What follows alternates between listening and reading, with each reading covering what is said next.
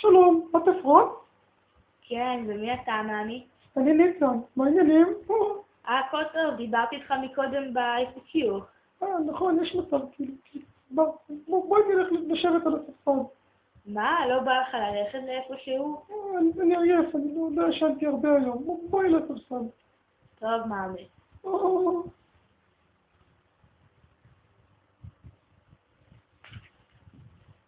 אז, מה העניינים?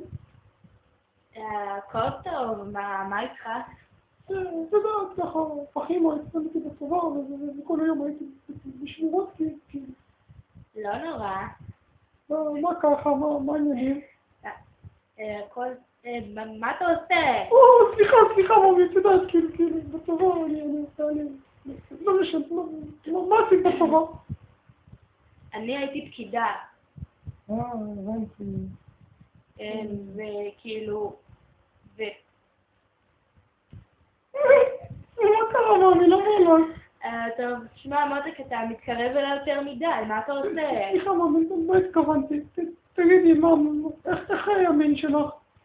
מה, אנחנו בקושי מכירים, מה אתה שואל אותי על חיי המין שלי? אני יודע, כאילו, לא משעמם, סתם שאלתי. טוב, תשמע, זה לא נראה לי כל הקטע הזה. סליחה, בואי נדבר על משהו אחר.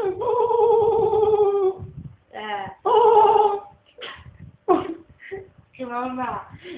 לא יודע, מה, תגידי, זה מחרמן אותך שאני מלטף אותך באף, כאילו? זה לא? לא. איזה בעצה. טוב, אולי תתרחק ממני? אוי, סליחה, אני מצטער, אני פשוט, כאילו, רציתי להגיד לך, אתה מבולט אותי. אני פשוט רציתי להגיד לך משהו, היי.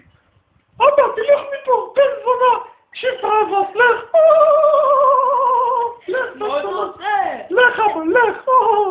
כוסימה שלך, אבא, מניאק. יאללה.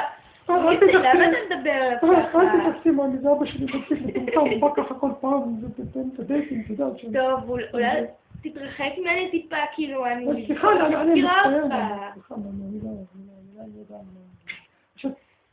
די! מה אתה עושה? נגמר.